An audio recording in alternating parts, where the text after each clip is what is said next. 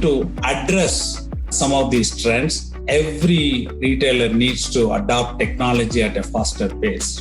If you have to shop anywhere you want and then anytime you want and then any place you want, and then you want that item to be delivered to you, or you wanted to come and pick it up from the store, we call it as buy online and pick in store. If you have to enable that, the retailers need to embrace the technology. If they don't have the technology embraced, then they cannot deliver that kind of a customer experience. And when you don't deliver the customer experience, then the shoppers are going to shift loyalty and go to whichever retailer who can provide that experience.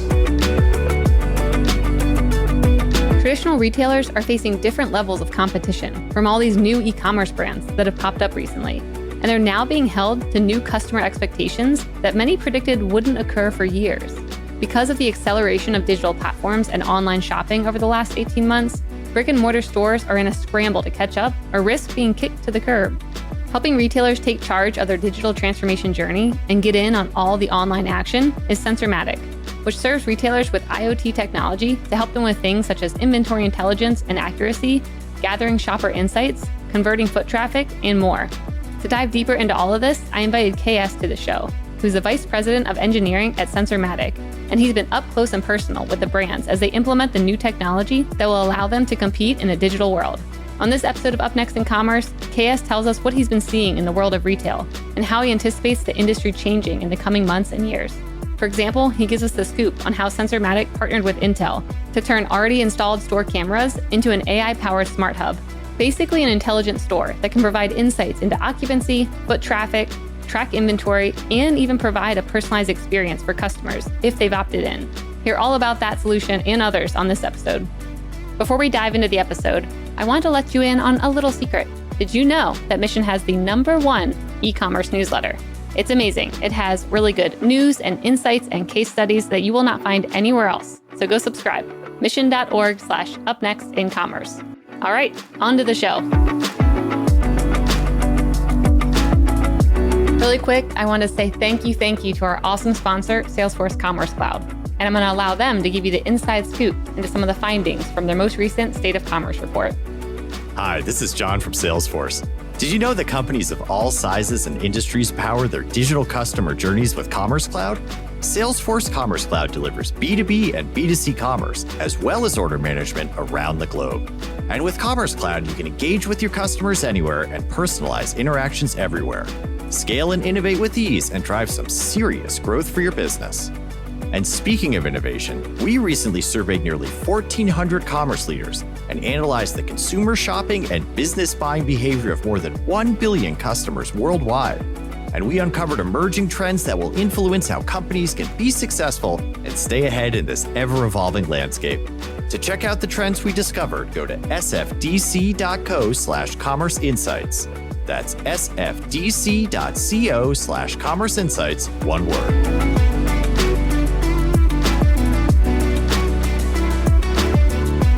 Hey there, and welcome back to Up Next in Commerce, your #1 show for all things commerce. This is your host, Stephanie Postles, CEO at mission.org. And today on the show, I have the pleasure of chatting with KS, who's a VP of Engineering for Sensormatic Solutions, part of Johnson Controls. KS, welcome. Nice to meet you, Stephanie. How are you? Good. How are you? Good. I'm really excited to have you on the show. I was looking through our doc and I'm like, there's so much stuff that I want to talk to because I haven't had too many people on the show other than like with a focus on retail. So let's dive right in. I want to hear, what is Sensormatic Solutions and what does your role look like there? Yeah, Sensormatic Solutions is a technology company serving retailers globally.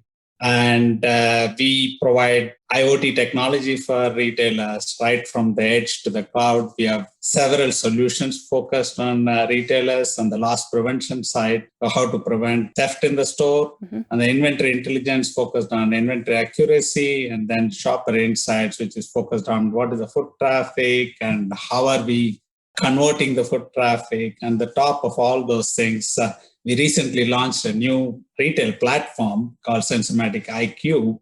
It's a connected intelligent operating platform that unifies several systems that we put out for retailers. In addition to that, it helps you to connect third-party systems as well as retailer systems. That's the digital journey that Sensormatic has done, and that's what Sensormatic does for global retailers. And my role is for product development and a lot of technology transformation within the company has been driven by me. Okay, over these past couple of years, like what does the transformation look like? And especially when it comes to retailers, now probably welcoming technology into their locations, where maybe a couple of years ago, they're like, do I even need this? You really have to convince me. Or it feels like now they have to transform really quickly, stay up with all these new e-commerce brands, figure out how to get access to the same kind of data that, these D2C companies can get instantly. Like, what does that transformation look like? Yeah, if you really look at the retail industry per se, right, it's the most digitally disrupted industry. And there are a lot of digital transformation that was happening in retail much before the pandemic. Actually, almost every retailer was looking at digital transformation. The primary reason is more and more online sales happened. And when you look at brick and mortar stores, how do you stay relevant in the brick and mortar space? Because of that, there was digital transformation that was undergoing with most of the retailers.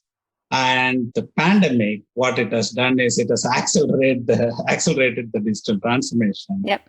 And because of the pandemic, you see more need for unified commerce and more need for self-checkout. And they would like to see that the store is more healthy and safe, right?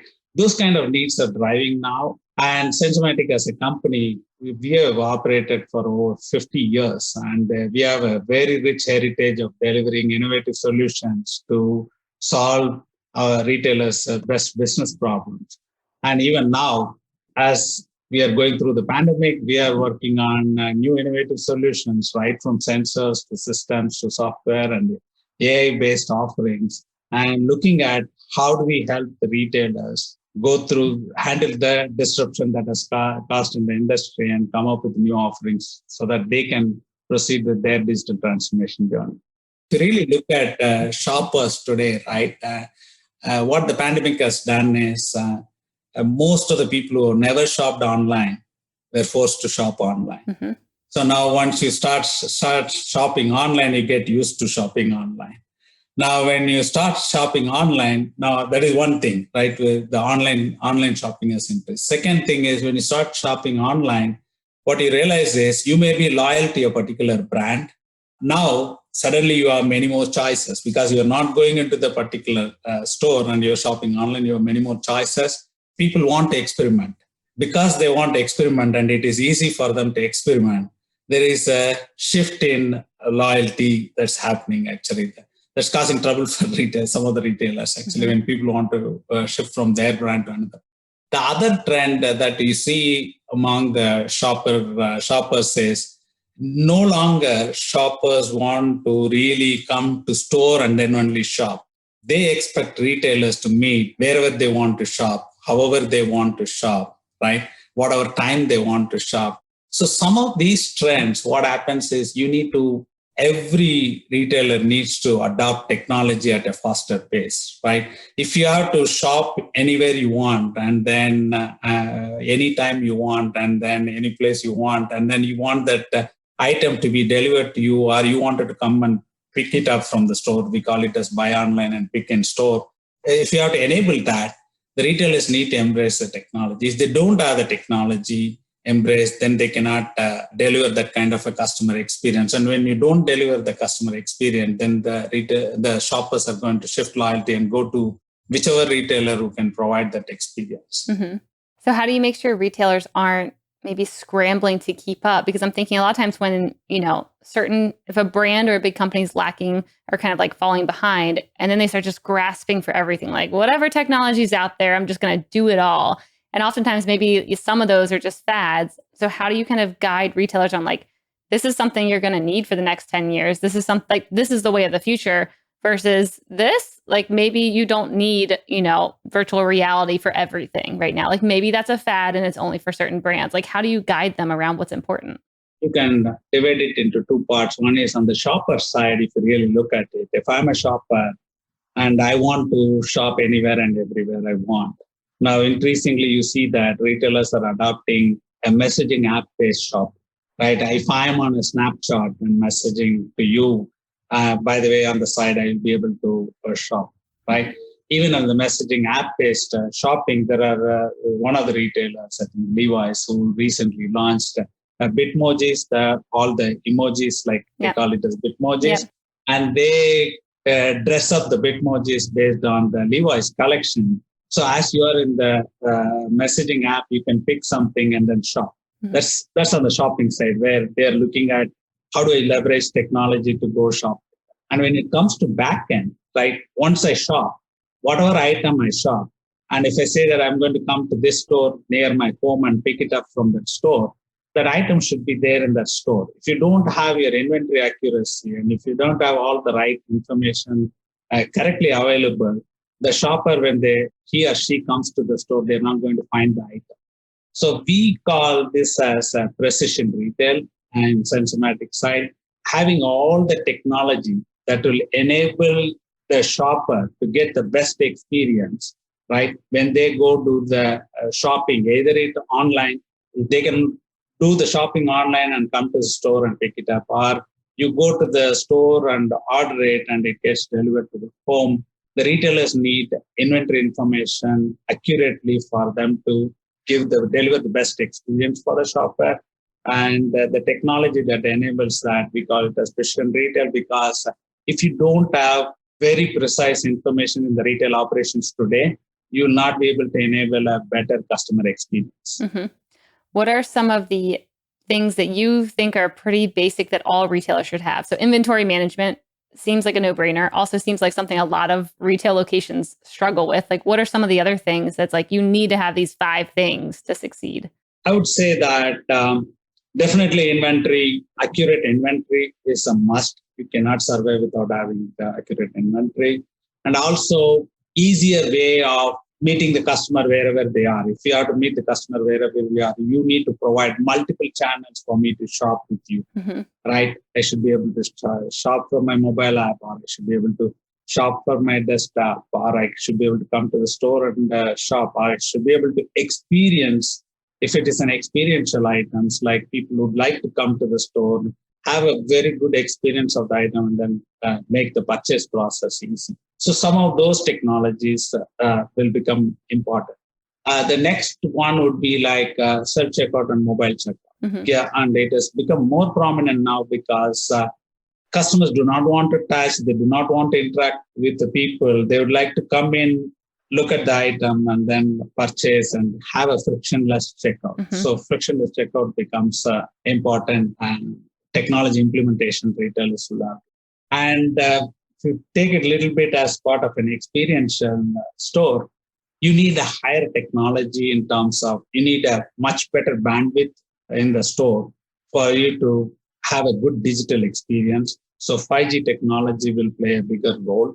And also experiential stores will have to provide more appropriate content and more appropriate digital experience and digital engagement in the store. So digital engagement technology is going to be more important. To touch upon, when I said inventory accuracy, you cannot get to a better inventory accuracy without having an RFID-based solution, at least in apparel retail and some of the other retail categories as well. RFID plays an important role in getting to a higher level of inventory accuracy. So RFID technology. If you go further, there are going to be other technologies in the supply chain and back of the store operations. You'll see that robots are playing a role. Not every store and not every category of the retailer will be able to leverage, but the certain categories, robots will play a bigger role. And then the technology that will enable ease of last mile delivery, right? And then confirmation to the customers who are ordering online and they're getting delivered in the store. Again, that becomes very important. Awesome. So what are some of the things that hold retailers back from doing this? Because I know when I was talking with Joe from Intel, he was saying, RFID can solve a lot of problems, but also retailers, it's hard to get them to do that. And there's so many solutions all around, but it's hard to get them to actually implement the technologies to track the inventory, to, track traffic, whatever it may be. So what's the pushback? Yeah, it is. I would not call it as a pushback. I would say that most of the retailers, if you're a brick and mortar store-based retail. And today, you have a lot of business processes well-defined in the store, how do you operate. Mm-hmm. Now, when you implement RFID-based technology for getting a better inventory accuracy and better tracking of merchandise movement in the supply chain as well, now they need to change a whole lot of business processes on the retail side. And when they have to change business process, that means it's a change management in the organization. And they need to manage that change more carefully, and they need to retrain their employees with the new changed approach, how they operate. All those things takes a lot of effort, and it costs money to get the employees trained. And it also takes time to implement the technology. They need more tech-savvy associates also in the store. Mm-hmm. So all those things will require effort and money. Whichever retailer has gone forward, and we make life easier for many of the retailers who wants to pursue RFID-based inventory implementation. I would say that we've got a retail industry experts in our organization who can help the retailers navigate this process very less painfully. And then we can help in how do you transform the business process, how do you go about implementing it, and what are the best ways to do it. We bring in a lot of best practices in the industry to help with the retailer, and that's how we solve. And we do have many customers whom we have really helped go through this transformation and then migrated them to RFID-based inventory. Mm-hmm. So what are you most excited about when it comes to all the things you just listed? Like what are you really passionate about that when you talk to a retailer, you're like, this is the way forward? What excites you most? Yeah, I would say that if you really look at AI technology today, it has disrupted every industry and not just the retail. And I'm really fascinated about how it is getting adopted within retail. And if you really look at it in the past, almost all the retail stores, retailers have implemented loss prevention security cameras. Mm-hmm. These were IP cameras for security surveillance. That's what it was used for. Now, suddenly, with the advancement of AI technology, you can leverage the existing IP cameras in the store and then put in, we call it as a smart hub. We partnered with Intel and developed an AI edge IoT box, an appliance, we call it a smart hub. And that box, you put it in the store, connect all the camera streams to that store. Now, suddenly the store becomes the most intelligent store. You can do a whole lot of use cases and a whole lot of pain points which you can solve for the retailer. For example, given the pandemic time, during the pandemic, we partnered with Intel, and we've been partnering with Intel for almost 2 years, and we accelerated this development with Intel and started developing occupancy tracking solution. Mm-hmm. So people wanted to have a reduced number of shoppers in the store. They wanted to have mask compliance, like people should be wearing masks. And then all the shoppers should be maintaining social distance. All these things are new mandates, and retailers wanted to maintain the health and safety of the store. We quickly accelerated our AI partnership with Intel and developed this occupancy, social distance, and mask detection solution and deploy. Mm-hmm. And not only that, now that we have our smart hub, that smart hub enables you to develop a lot more use cases. Now, if you are a loyal shopper to the retailer, and if you opted in, and if you are a loyal customer for that retail store, now since you opted in, the moment you enter the store, I know that, hey, Stephanie is walking into the store. She's the most VIP customer, and True. I need to handle her better, right? I need to address her needs better. So we can go and alert an associate to go address to Stephanie because she's a VIP customer. That's one option, one example I'm saying. So this opens up a lot more newer use cases and newer ways of engaging the shoppers in the store, just leveraging the existing security cameras. And if you really look at other AI technology, all these stores have a whole lot of sensors, and these sensors generate data. We put a whole lot of sensors from Sensormatic. We generate a lot of data. We generate data from inventory. We generate data about shrink. We generate data about foot traffic. Plus, we have a lot of camera-based, vision-based data. Now, combining all this data, again, we can apply artificial intelligence on the top, machine learning models on the top, and deliver very, very prescriptive insights to the retailer. That's the direction we are headed now. So what would that, I'm imagining a dashboard where, you plug in a lot of your cameras, you're getting these insights. Like what would that dashboard look like for, a retail worker who can just go up and look and it's like, okay, you need to, close the door, you're at capacity, or you need to go and like restock this one thing right now. Like, what does that look like behind the scenes? Yeah, actually, for example, take the example of an occupancy, right? And if the retailer can specify what is the allowed occupancy you want to permit in the store, and then configure that in the system. And then the cameras at the entry and the exit can keep counting how many people are walking in. And we can also put a display at the entrance. It can show a red or green indication. Green means the shopper can go in, and the red means shopper cannot enter until it turns green. That's a simple indication, I'd say. Right? But what happens is there's a whole lot of dashboard. Once you have all this data, you can create a whole lot of dashboard and provide. But more and more, if you look at retail, they don't have enough resources to take care of the store efficiently. And the pandemic has put a lot more demand on their associates to do more work because they need to ensure their health and safety. They need to take care of several other things in addition to their day job, which they used to do before. Now, nobody has so much time to look at dashboard and come to a decision, right? We saw this need much ahead, and that's where we have put together a strategy and executed our strategy to launch a Sensormatic IQ platform.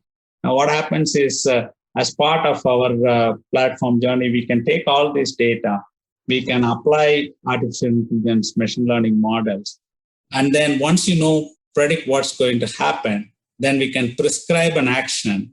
And that prescriptive action, we can deliver it in the retailer's handheld device or any form, right? We can push it to the device saying that, hey, your back door is open and or your fire entrance is locked or something like that. Or if you see that in this particular hour, let's say I have the historical data of this retailer. And from the historical data, I can tell you that in this particular hour, there is a possible organized retail crime can come and hit the store at this point in time. So I can send an alert to this retail asset protection manager saying that, hey, you're likely to get hit with an ORC crime today, and you may want to take a preventive action, and these are the possible preventive actions you can take. You can prescribe exactly where the retailer need not look at the dashboard and deduce that information and come to that conclusion. Oh, that's good. It seems like it would be so difficult to come up with like prescriptive outcomes for retailers. I'm thinking about, these models being built in the background, and you've got one that has seasonality. You have another one's being hit by the pandemic in a bad way. The other one's in a good way. Like, how do you think about training these models on the back end so it works for everyone and gives outcomes that's not just being trained on like false data that's maybe a little blip? It's a very good question, actually. Now, what happens is there's going to be two differences. Not every retailer will have the same model. And then the nature of AI itself is like that. You need to retrain the model based on the context. So every retailer will go, it's not a long time. You take 2 to 3 weeks of training in that environment, collect data and retrain the model for the context. That is one. That's bound to happen. But the other interesting thing you'll see is, take the example saying that for retailer A, I say that at this particular hour, you are likely to get a ORC crime event happening. And retailer A and retailer B, both are likely to get hit with an ORC at a particular time. But retailer A might respond to that differently. They may want to respond to that differently, whereas retailer B might want to respond to that same prediction differently. One might say, hey, I want to shut down that entrance for an hour. Another might say, I want to push all the high value items that are closer to that entrance to the back of the store. So you can take two different actions for the same prediction. So that's why any prescriptive action we work on, we need to work closely with the retailer to understand what is their context.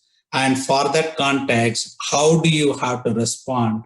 And then put that prescription into the implementation for them. It has to be a joint co-working with the customer to make it happen, actually.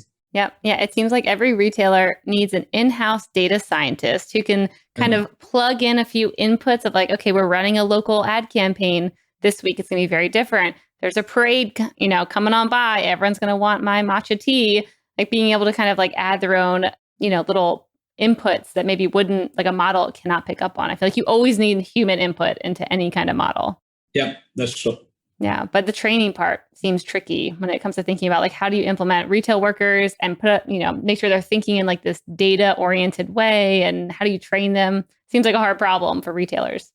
Correct. And that is where technology companies like ours can play a major role. I would say that you have to take the complexity out of the retailer and try to understand the context and make it easier for them to embrace some of these new technology solutions.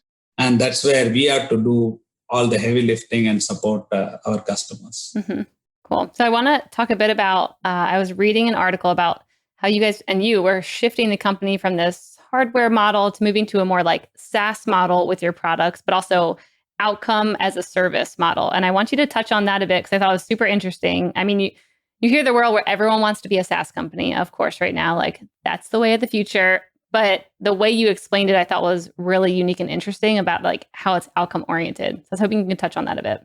Yeah, we have invested quite heavily in terms of how do you IP enable all the hardware and take the data to the cloud. So that's done. Now we do get the data for our loss prevention portfolio. We get the data for inventory and traffic portfolio. Almost all of them have a SaaS offering, and we actively sell all our SaaS offerings in the market. Now, we also built a data lake on the top of all our SaaS offerings. Now, we get loss prevention, inventory, and traffic data coming into the common data lake. And now that I have the data, which I can correlate between traffic to inventory or traffic to loss prevention, all those correlations you can do and come up with very predictions and then prescriptions as well. And if you really look at all the SaaS offerings, like any other software as a service, we deliver that. And when you talk about predictive, prescriptive offerings, now what you can do is, the example previously I gave, you don't want the retail associate to spend time analyzing the data and trying to keep the business context in mind and then try to solve whatever is the business problem that he has to solve. The only way the retail associate is going to solve the business problem is by taking an action, right? That action is an outcome, right? And it's for a business outcome. So we will be able to go analyze the data on behalf of our customers and based on their context, by taking their contextual input, and then come up with the predictions and prescriptions that are specific to that particular customer. And when they act on those prescriptions, they are going to get a business outcome. So you can ensure that whatever business outcome they are trying to solve, you can enable that using our technology. Got it. Very cool. So when you're able to do that, you call that as an outcome as a service, where you say that, okay, now I'm not talking about technology, I'm not talking about SaaS, I'm just going to deliver a set of outcomes. And then that's what you're buying from us. For us to deliver that outcome, we have to use several sensors, systems, software, AI model, everything to get to that outcome. Yeah, I love that. I mean, I think of so many different consumer SaaS companies where it's like you buy it, you get into this subscription, I'm locked into a year, and then it's like you don't really use it. Sometimes you don't even know how to. I think of some of these big BI tools where you get in there and then you're like, and then you're locked in. And it's so nice kind of entering into a mindset of I'm going to actually have, something that shows me a solution right away, how to act on it. I don't have to, put on my data hat and start analyzing it and figuring out correlations. Like I'm going to have something at least guiding me on like where to even start thinking about that, which is awesome. So do you see any new shifts or things popping up right now in the world of retail that maybe you weren't even expecting like a month or two ago, but you're like, these are some new requests that are coming in from clients where they're trying to understand X, Y, or Z, or they're trying to understand this like new omni-channel world. Like, is there anything new that now you're like, we need to build this, we need to get on this right now? I will just tie it back to the shopper behaving trends that we are seeing and how that's going to going to be the norm in future, and then how it will shape the retailer. If you really look at it, everybody is looking for unified experience, right? I should be able to buy online and then pick it up in store or curbside pickup. Now, BOPIS and curbside pickup, we see that many shoppers, for the first time, they experimented with buying online and picking it up from store or curbside pickup. We have seen some surveys, one from Sensormatic, one from NRF, and another from McKinsey. All these surveys indicate that more and more shoppers will go for BOPIS or curbside pickup-based fulfillment. Mm-hmm. So this is going to be a norm, right? You will have to support it. And that's not everybody is implementing it today, but you'll see that more and more retailers are going to go and implement that. Mm-hmm. The other interesting trend we have seen during the pandemic is live stream-based shopping. You do a live stream of an event, mm-hmm. and then as part of the event, you wear all the fashion clothes that you want to promote. And then people who are watching the live stream can click on the items and then they can make a purchase. Okay, now we saw Walmart do in partnership with TikTok, and we saw Nordstrom do an event like that. More and more retailers are experimenting with the live stream.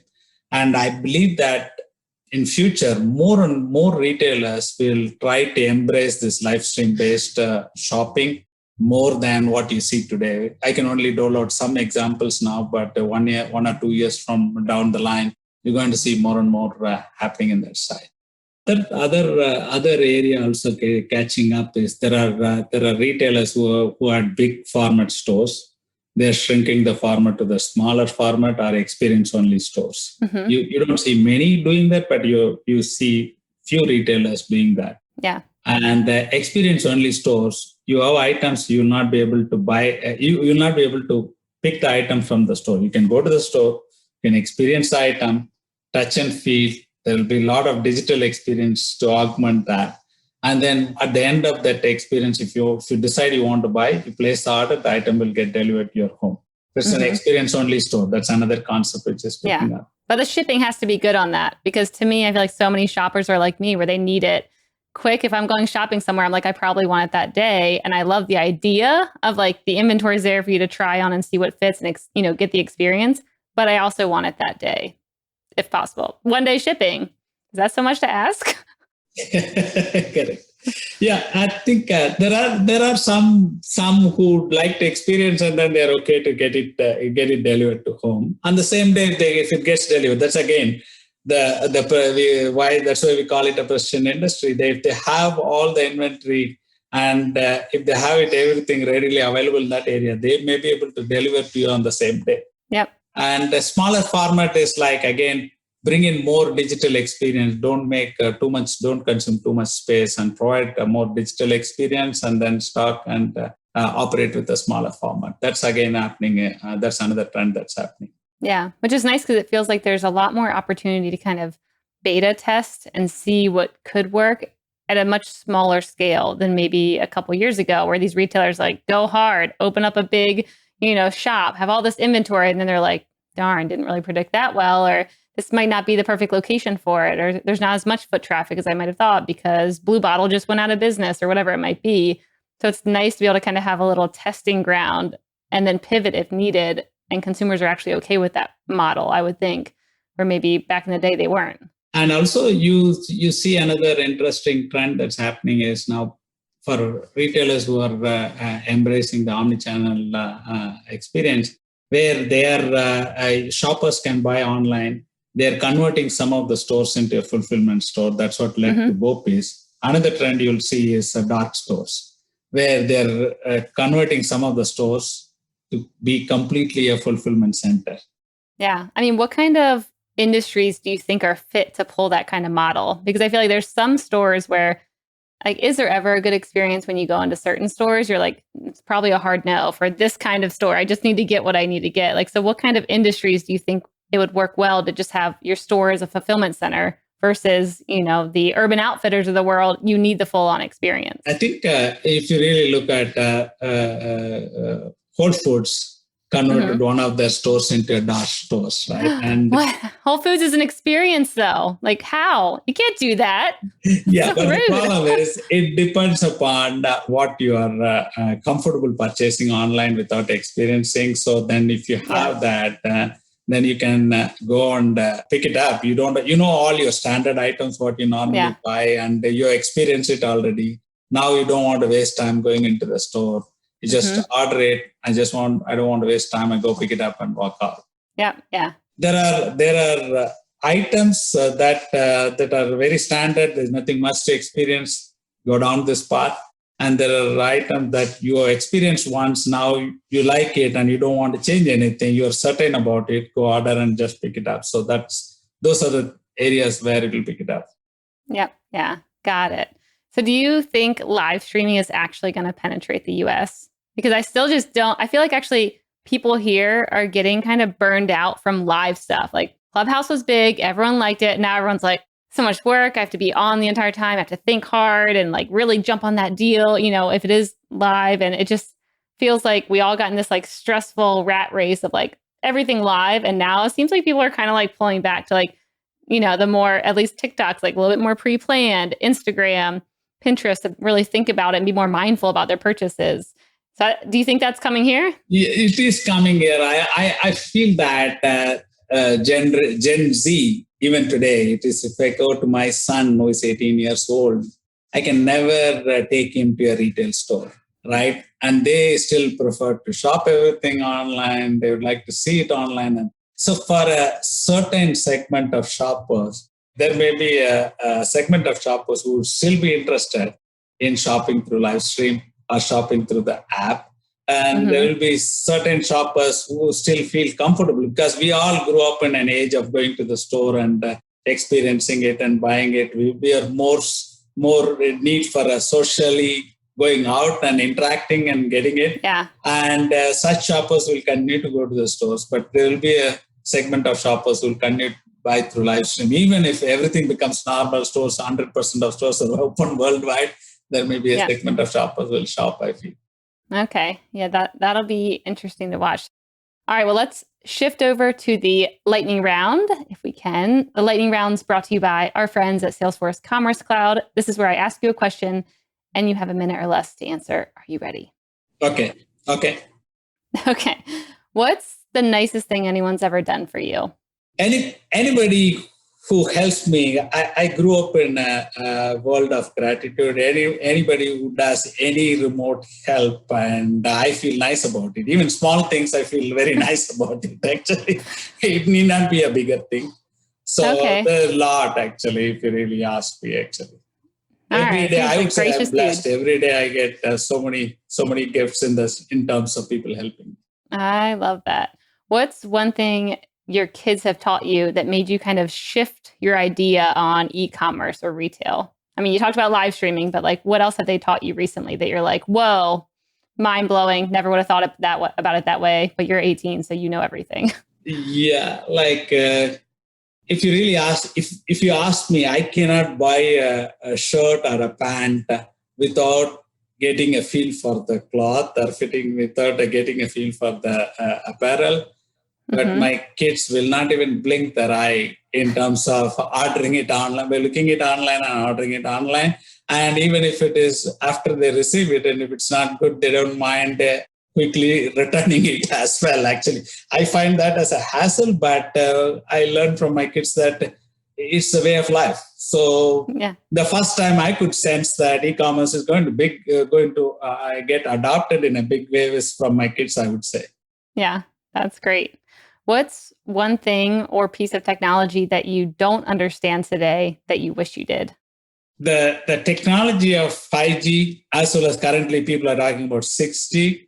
I used to work in a telecom industry. I used to pay close attention to these two technologies.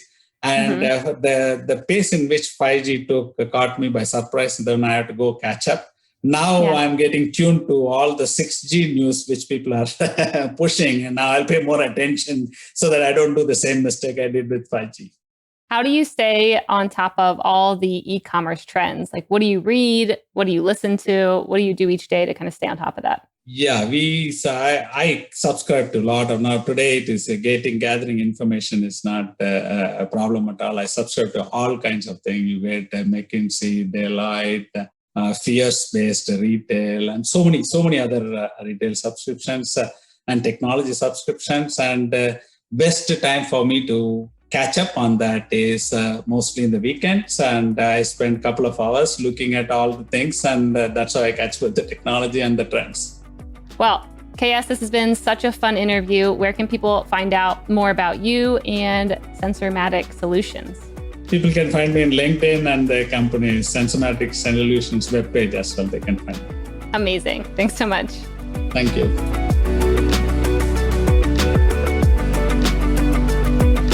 Hey everyone, I hope you enjoyed this episode. If you did, you'll probably also love our e-commerce newsletter.